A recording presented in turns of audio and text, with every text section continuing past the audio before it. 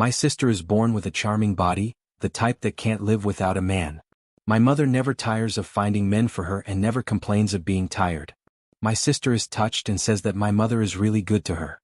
But only I know that this is not natural charm, but the lustful nature of snakes. My sister lies in bed, naked all year round, allowing different men to come in and out of her room. Every time after finishing, my mother would bring her a bowl of milky soup. After my sister finished drinking, she squinted her eyes and said to my mother with a touched look on her face, "Mom, you are so good to me." My mother touched her head and said, "I am your mother. If I don't treat you well, who can I treat well?" I used to think my mother was really good to my sister, until I heard her conversation with the village chief. "How is Amelie doing?" Having more than a dozen men moisturizing her skin every day, the texture of her skin is absolutely amazing. That was my mother's voice. I was shocked. What does my mom mean by this? I held my breath and looked through the crack in the door to see the village chief nodding with satisfaction. "It's almost time. After being nourished for so long, your whole body is full of treasures. Good days are coming." Then the two of them smiled at each other. When I brought food to my sister, she was curled up naked on the bed, squirming. My sister asked me with blushing cheeks, "Where is the man? Why hasn't his man come yet?" I was silent for a long time, but still couldn't help saying, "Sister, don't have a man. You will die." My sister exploded when she heard that, and smashed the bowl beside the bed on my head. "You're a money loser. When did it ever become your turn to interfere in my affairs? Mom was right. I should have drowned you in the toilet at that time." The bowl fell on my head and broke into pieces. My sister clapped her hands and laughed when she saw me covered in blood. I picked up the pieces from the ground without saying a word. Before leaving, I said, "I'll ask Mom to find a man for you." I told my mother about my sister's temper. When my mother heard that it was because of the man, she snorted coldly and cursed him as a person who is not worthy of being shown in public. Then he touched my wound and asked me softly, "Does it hurt?" I was shocked and looked at my mother in disbelief. As far as I can remember, this was the first time she cared about me and was so gentle to me. I shook my head excitedly. My mother sighed and said, "Before, due to some unavoidable reasons, I couldn't get close to you. But it will be fine soon and we can live a good life in the future. Will it be ready soon?" I lowered my head and raised the corners of my mouth. "Does it mean after my sister dies? I really hope that day will come soon." In the evening when I was cutting grass for the pigs, someone covered my mouth and suddenly pulled me aside. I looked closely and found it was my third wife. Third Aunt is the only person in this village who is nice to me. The third grandma asked me with a pale face, "Kid, is your sister almost grown up?" I looked at Sinai in shock. Could it be, she knows too? The third wife sighed, "Anyone who knows a bit about the world knows what happened in your family. Kid, killing people and skinning them is something that goes against the moral code. What's more," the third grandma looked around and said, "What's more, your sister is not a human being. Listen to what the third grandma says, when your family sends your sister off, you must not help. Also, before your sister dies, don't let her see you for the last time." My sister is not a human? What does this mean? I squinted my eyes and wanted to ask Sinai clearly. The third aunt patted my hand in panic and said, "Don't ask too many questions. If you want to live, just listen to the third aunt. Don't trust anyone." Before I could open my mouth, third aunt left in a hurry. When I got home, it was completely dark. I saw a group of men lined up in my yard, whispering to each other, "It's the last night, I really don't want to leave this woman." Who said it wasn't true? How could my wife be so pretty? There's no other way. I have to give it away even though I'm reluctant. Our village's livelihood next year depends on her. I stood in the corner, feeling a chill in my heart. It turns out that everyone knows it, even the men who usually kiss her know it.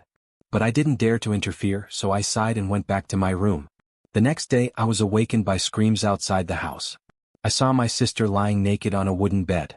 Several big and strong men were holding her limbs. My sister looked at my mother in horror and asked her for help. But my mother just walked up to her, patted her on the cheek and said, "My dear daughter, you need to raise an army for 1,000 days before you can use it in a moment. I have been serving you well for so long. I have done my best for you. Now it's time for you to repay your mother." As she said that, my mother wanted to order someone to slit my sister's throat and let her bleed. I suddenly remembered what my third grandmother said and quickly moved aside, fearing that I would be the last person my sister saw. Just as I held my breath and watched the executioner raise the knife high in his hand, the sky suddenly changed drastically. The weather, which was originally cloudy, suddenly became dark. Amidst the sharp screams, I heard the third master growl in surprise. What the hell is this, Amelie? The solar eclipse lasted only a moment. When daybreak came, I found that my yard was crawling with snakes. White, black, in clumps. Seeing this, everyone was a little scared. My mother shivered and huddled next to Uncle San. Uncle San, is it true that Amelie cannot be killed? The third master had a gloomy face and he counted with his fingertips. After a long while, he relaxed his brows and said, "It's just a coincidence, just a coincidence. How can it be so weird? Just pour some realgar wine on these snakes and burn them directly." Someone in the crowd turned pale and said, "Uncle San, are all these snakes going to be burned?" The third master gritted his teeth and said, "Burn it, you must burn it, otherwise these beasts will stay here. If you ruin the scent of the charming woman, it will be worthless to kill her later. Don't blame me for not reminding you. People die for money and birds die for food." When everyone heard that these snakes might affect their ability to make money, they no longer hesitated and rushed to their homes to get realgar wine. Realgar wine was sprinkled on the snakes, and they caught fire as soon as they were lit. Groups of snakes kept rolling and hissing in the flames. The third master took advantage of this moment to slash my sister's throat with a knife. My family almost became a living hell. I broke out in cold sweats, felt dizzy, and ran out of the house without any more control. As soon as I went out, I bumped into the oncoming mistress. Third Aunt just glanced into my yard through the crack in the door and her face turned pale. The third grandma looked at me, said nothing, grabbed my arm and walked towards her house. My arm was pinched by the third grandma and it hurt. But now I was so scared and frightened that I didn't care to cry out in pain. I could only be dragged by the third grandma like a zombie.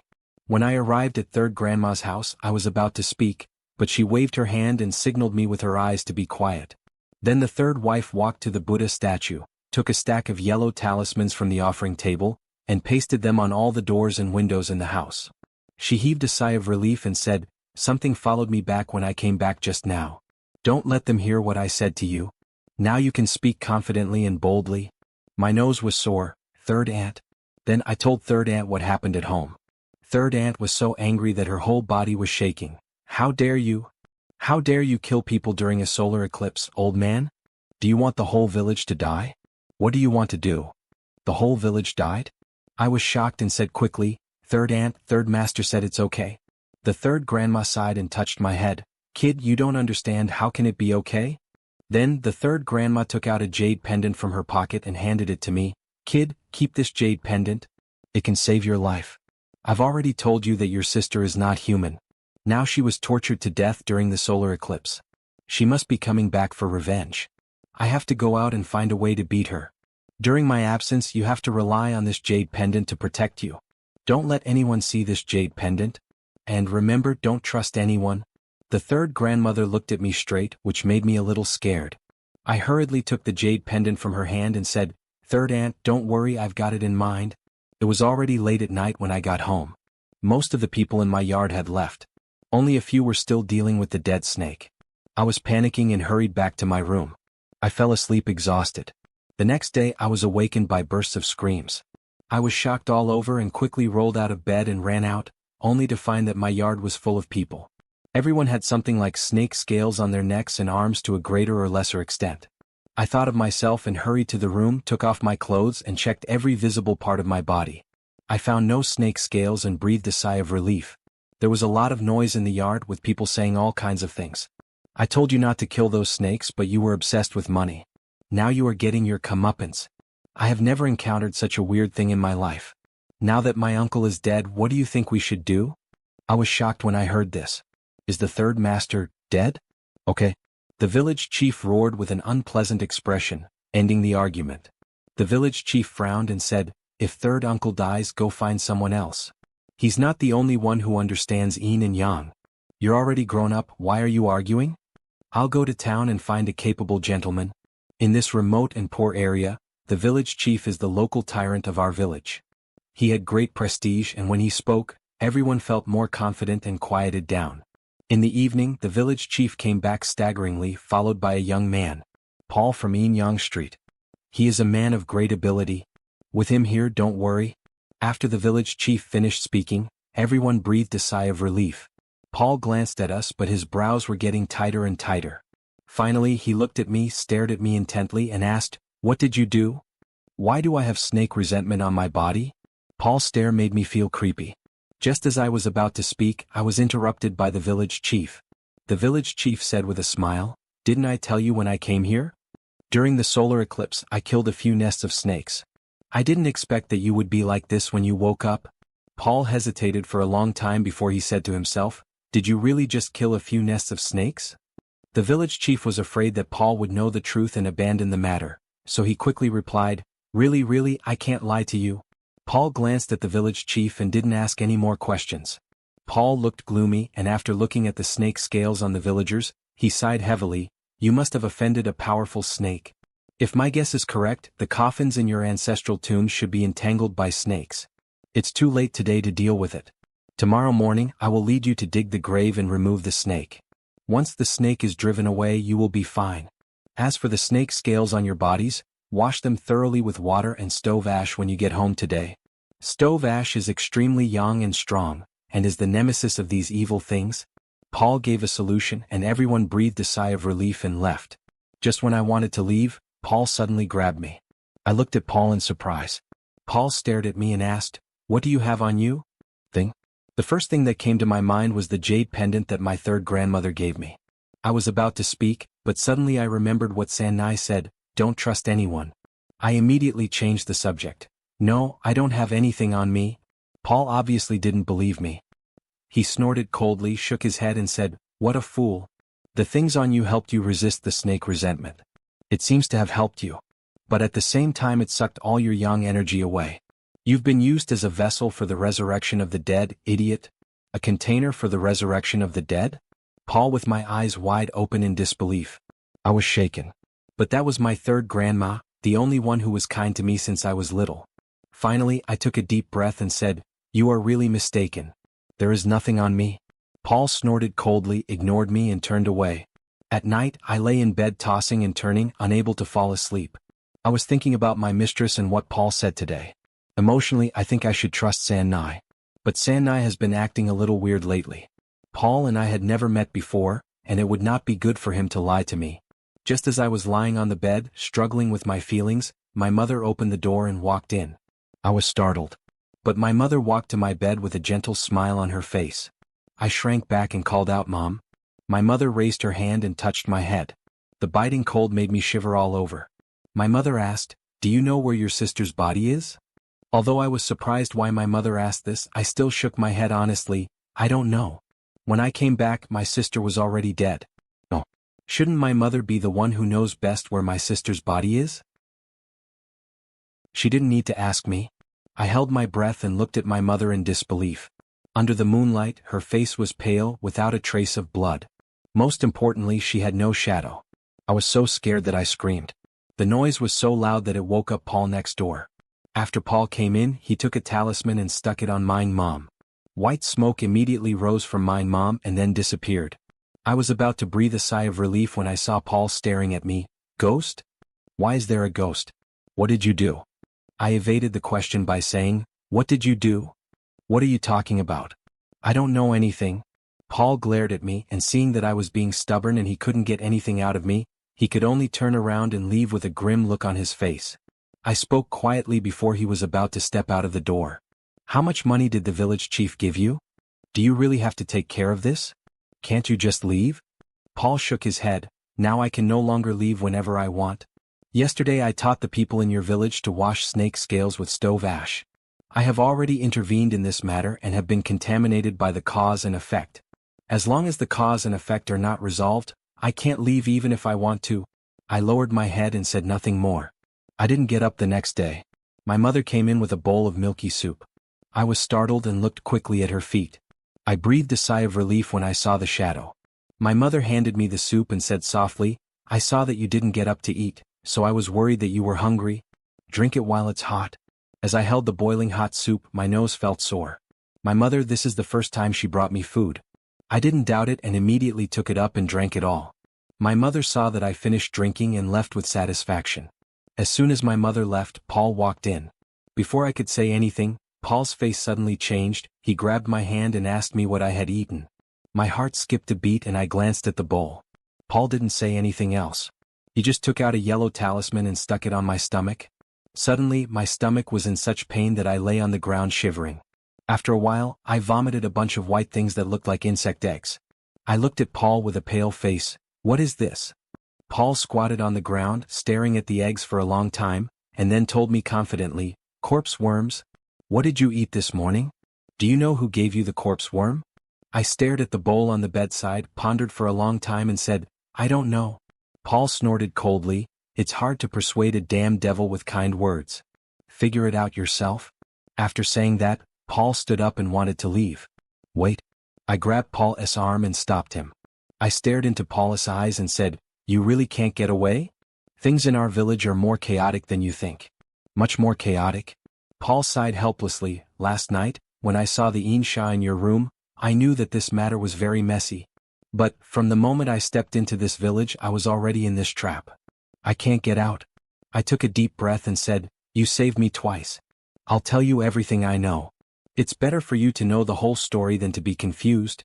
"Paul, about my sister." Paul clenched his fists and said, "Raising a meat woman? The people in your village are raising a meat woman? I never thought that there would be such a shameful thing happening nowadays. The people in your village are really not human beings? I don't care what Paul says about the people in our village, but I am curious about what a meat girl is." Paul took a deep breath and said, "Have you ever heard of beauty skin and immortal meat? Meat girl was raised with meat poison. Legend has it that only one woman among a million can be raised as a meat-raising mother.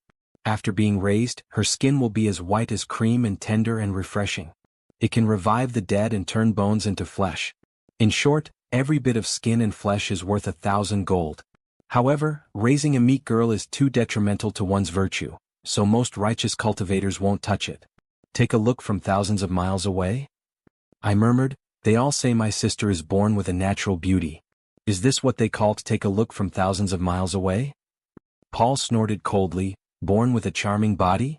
How can a naturally charming body attract hundreds of snakes to protect her? Your sister is not born with a charming body, maybe it's just that snakes are naturally lustful, right?" I stared at Paul with my eyes wide open in disbelief. "You mean my sister?" Paul nodded, agreeing with my guess. "However, the people in your village got what they deserved. Instead of nurturing the meat girl, they attracted the evil snake resentment."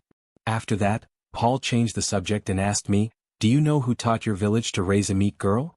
I lowered my head and thought for a while, then told Paul, "It should be Sanyi. Sanyi is the yin and yang master of our village. My sister was also killed by Sanyi." Paul immediately stood up and pulled me to find the third master. I stood there without moving. "It's too late, there's no way to find him. The third master is dead. He died suddenly the night before yesterday." Paul was stunned at first, then he understood. "No wonder I thought so. Why would someone in the yin and yang business do such a shameful thing? It turns out that he knew his time was coming and wanted to use the immortal meat to prolong his life. What a pity. I chose the wrong person and made the wrong bet. All my plans went to waste." Paul finished speaking. I lowered my head and thought for a moment. "So, the third master knew that he was going to die? Then, what about the third wife?" At around 10 o'clock, people of all ages in the village gathered at my house. The village chief walked up to Paul and said flatteringly, "Paul, you are really capable. We listened to you last night and washed the snake scales with stove ash. Today the marks are really much lighter." Paul looked at the village chief and said with a wry smile, "Thank goodness you told me the truth, otherwise I wouldn't be able to prescribe the right medicine for you." The village chief did not doubt him and asked Paul what to do next. Paul scanned the crowd and asked, "Who has a big black dog?" Several people immediately stood up from the crowd and said they had one at home. Paul nodded and said, "The black dog can ward off evil spirits. Go home and collect some black dog blood. I'll take you to the cemetery and put an end to this snake grudge." Paul said that no matter whether they were men or women, young or old, as long as they had snake scales on their bodies, they had to go to the ancestral grave. At that time, even if they did not help, they had to watch from the side. Paul showed off his skills last night, and now his words are regarded as oracles by all our village. No one dared not to listen.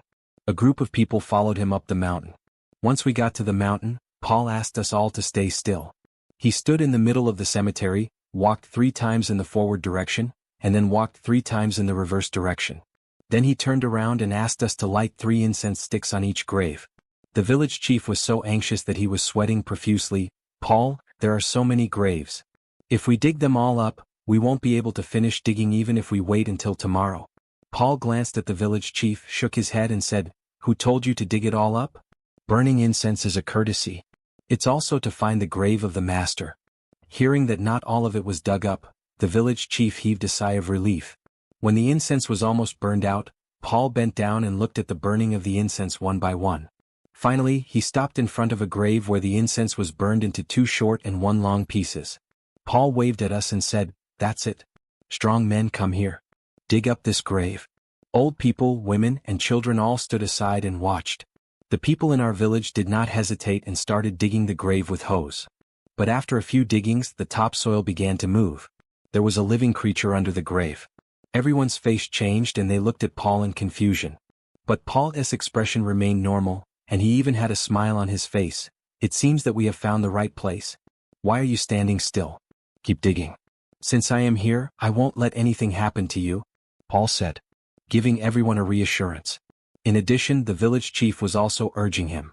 The grave digger gritted his teeth, picked up the hoe and started digging again. After a while, the surface soil was shaken off, revealing a dense pit of snakes in the deep pit. The man who dug the grave turned pale with fear. The snakes in the pit crisscrossed each other and each one was spitting out messages. Paul growled, "Where's the black dog's blood? Hurry, pour it on.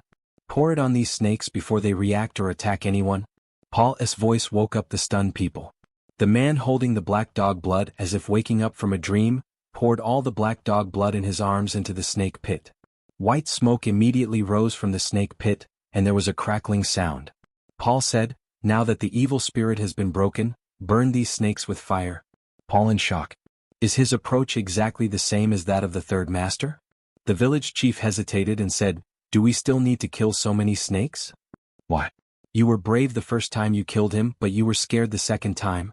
Don't you understand the saying, eradicate the roots? Snakes are extremely vengeful creatures. If you are not afraid, you can keep them." Before Paul finished speaking, someone threw fire into the snake pit. As I watched this scene, my heart went cold. No one had any compassion in their hearts. After the matter was resolved, Paul planned to leave. Before leaving, Paul pulled me aside and said, "You told me the whole story, which indirectly saved my life. I still want to remind you that the thing on you is not a good thing. If you wear it for 2 more days, it will definitely suck all your young energy and take over your body." I nodded to Paul and said devoutly, "You saved me twice, of course I believe you. I plan to smash the jade pendant when I get back." Paul raised the corner of his mouth imperceptibly. Paul with a frown, "You said it wanted to possess me. Why me?" Paul frowned. I quickly added, "I'm just curious. If you don't want to tell me, that's fine." Perhaps my eyes were too pious. Paul sighed and said, "It's okay to tell you. You were born on a young day in a young year, young month, so you were originally a very young person. But you have lived with the snake girl for so long, so you are half yin and half yang. Your body is a perfect carrier for those who practice Taoism, so you are being targeted." As he spoke, Paul took out a black pill from his arms. "After you smash the jade pendant, take this pill, and your missing yang energy will naturally be restored. Also, I have set up a 5-element formation in your room. No matter what noise you hear tonight, don't go out. I'll pick you up tomorrow night." I was shocked. Really? I guessed it right. Killing all the snakes is not to completely eradicate them but to destroy both sides. Paul saw that I looked normal and laughed. "You guessed it. I really didn't misjudge you. But the people in your village plotted against me first, so don't blame me for using this method to protect myself." I shook my head and sneered, "The people in our village deserve to die. But can you teach me a way to deal with Sanyang? She is the one who gave me the jade pendant. She will be back tomorrow, I can't beat her." Paul hesitated. I hastily added, "If I don't kill her, I'm afraid I won't be able to go with you even if I want to." At this point, Paul gritted his teeth, took out a dagger from his bosom and handed it to me, saying, "This is called the Evil Dagger. It is the nemesis of those who practice Taoism. When she is not paying attention, stab the dagger into her chest. By then, even a Daluo Jinxian will not be able to save her." I quickly took the dagger, put it in my arms and said to Paul, "I know, when the matter in our village is settled and the karma on me is gone, you must come to pick me up." Paul was relieved when he saw my attitude. "Don't worry, I will do it." When I got home, my mother was sitting in my room waiting for me. There was also a bowl of milky soup on the table. When my mother saw me, her eyes lit up and she pointed at the soup and said, "Why did you come back just now? You must be hungry. I made some soup for you." I looked at the soup and sneered. Mom, don't you know that the person who raises a meat girl must be 1 in a million, and she must be a woman? I'm a man. This soup is useless even if I drink it. My mother's face changed instantly. How should I know, right? I approached my mother step by step. It's really hard for you. You have been so kind to me for so many days. At first I really thought you had some unavoidable difficulties. That's why you have been mean to me since I was a child. At first I really thought you were going to live a good life with me. So I didn't guard against you, but I didn't expect that you really had no feelings for me at all. My mother knew I knew everything, so she stopped pretending and pointed at the soup on the table with a fierce look on her face and said, "Finish it or I'll beat you to death." I stood there without moving. My mother pretended to rush over and hit me. I kicked her to the ground and said, "Mom, I have grown up and become an adult. I am no longer the child who dared not fight back when you hit me." As I said this, I took out the dagger that Paul gave me from my arms and played with it in my hand. My mother stared at me with wide eyes in fear. "What do you want to do?" "I am your mother." I smiled softly. "Of course I know you are my mother." "Mom, don't worry. Matricide is against heaven and earth. I won't be that stupid." My mother was relieved when she heard that I would not kill her. "But," I changed the subject, "but although I won't touch you, I'm not sure about my sister." I turned my head and slowly looked out the window. I didn't know when the window was full of snakes. And my sister was looking for her body with a pale face. I opened the door and pushed my mother out. When third grandma came back, it was already the next night. I was the only one alive in the whole village. When third grandma came to my house and saw that I was still alive, her tense expression relaxed and she breathed a sigh of relief. The third grandma looked me up and down, was startled, and asked in a hoarse voice, "I gave you the jade pendant, but you're not wearing it?" My eyes turned red and I threw myself into Third Aunt's arms, choking with sobs as I said, "Third Aunt, when you were away, a Taoist priest came to our village. Not only did he kill the whole village, he also stole the jade pendant you gave me." Sanai looked at me suspiciously, obviously not believing it. "Taoist, why did you steal the jade pendant I gave you?" I shook my head. "I don't know, he just said it was helpful for his cultivation." After I finished speaking, Sanai's face darkened instantly. "How dare you mess with Tai Sui? You dare to steal my things?" After saying that, Sanyang wanted to get up and look for Paul. "Baby, it's okay, you wait here for Sanyang to get the jade pendant back for you."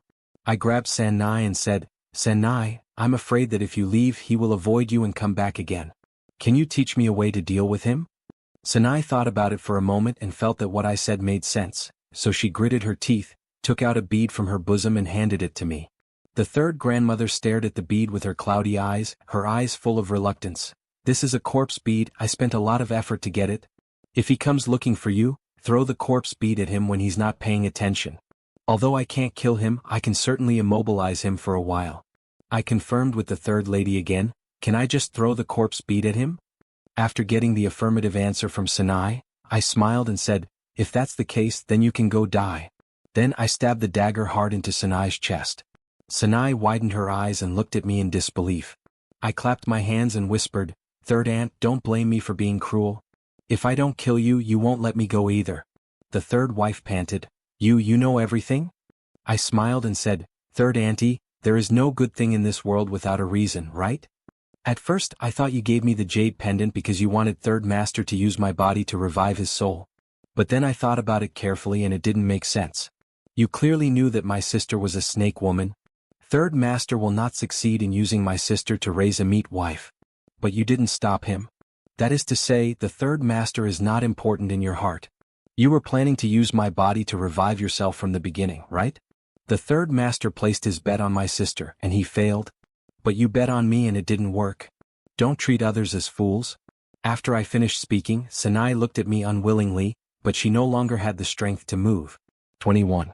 Paul came in just after the third grandmother died. He was stunned when he saw the body of the third wife. "I didn't expect you to be so cruel." I wiped the blood off my face with my sleeve and looked at Paul. "I just want to live, is that wrong? I have never been liked by others since I was a child and I never understood why. But recently I understand that human nature is evil. Who would be nice to you for no reason? In fact, I really admire my sister. Although she died in the end, she at least received my mother's favor for more than 10 years. Even if it's fake, it's true that I've gotten it before. When the fake is made to look real, the fake becomes real too." I am still chattering on. But Paul didn't want to listen at all. He grabbed me and wanted to leave. He said, "The karma for you is over. You are free now. Come with me." I looked up and glanced at Paul, and as he pulled me, I smashed the corpse bead that Sinai gave me onto his chest. The corpse bead was very useful and Paul collapsed to the ground in an instant. He stared at me in disbelief with his eyes wide open. I slowly crouched beside him, looked him in the eyes and said, "You know what? I grew up in an environment full of malice, so I always feel that there is no good in the world without reason. But you saved me twice. At that time I was a little shaken. I thought maybe you are a good person. But your cruelty in wiping out our entire village makes me feel cold all over. I really don't believe that a person who regards human life as worthless would have any compassion for me." Paul was still a little unwilling and said in a very weak voice, "But I really saved you twice. You can't kill me for a guess." I smiled. "Of course I won't kill you just because of a guess. But I never told you my birthday. How did you know?" Paul looked at me with a pale face, and then watched me smilingly pull the knife out of Sanyang's body and thrust it into his chest.